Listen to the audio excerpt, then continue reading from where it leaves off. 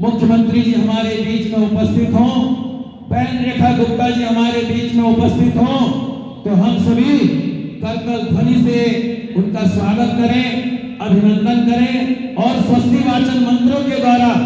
उनको आशीर्वाद दें, क्योंकि ब्राह्मण का आशीर्वाद ब्रह्म वाक्य के समान होता है, ब्राह्मण का आशीर्वाद तीर के समान होता है, ब्राह्मण का आशीर्वाद पत्थर की लकीर के समान होता है। और अगर ब्राह्मण ने आशीर्वाद दे दिया तो कोई भी कार्य निष्फल नहीं हो सकता है, ब्राह्मण ने आशीर्वाद दे दिया तो कोई भी कार्य अपूर्ण नहीं हो सकता है। क्यों? क्योंकि कहा गया है ब्राह्मणोस्य मुखमासीत् बाहु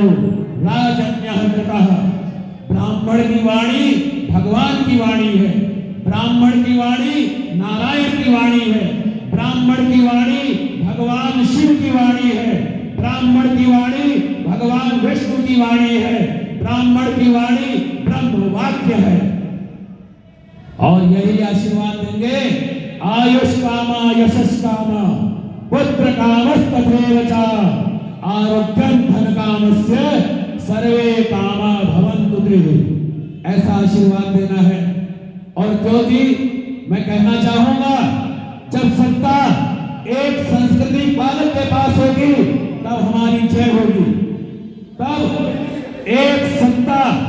जब एक न्यायाधीश के पास होगी जो देश की संस्कृति के गौरव को बढ़ाएगा,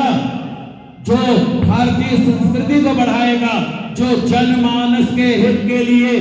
दिल से काम करता है, वही हमारे बहन रेखा गुप्ता जी को भारी से भारी बहुमत से 5 फरवरी को सारा काम छोड़ करके, सब कुछ छोड़ करके, सबसे पहला धर्म, सबसे पहला कर्म, सबसे पहला हमारा जो है नैतिक कर्म, सबसे पहली पूजा, सबसे पहली संध्या वंदन, सबसे पहला नित्य नैमित्तिक कर्म, हमें सब कुछ छोड़ छाड़ करके कमल के ऊपर वोट डालने जाना है। और अपने साथ साथ अपने जजमानों को भी प्रेरित करना है, अपने जजमानों से भी कहना है कि अगर आपको दिल्ली में शुद्ध भारतीय संस्कृति चाहिए, शुद्ध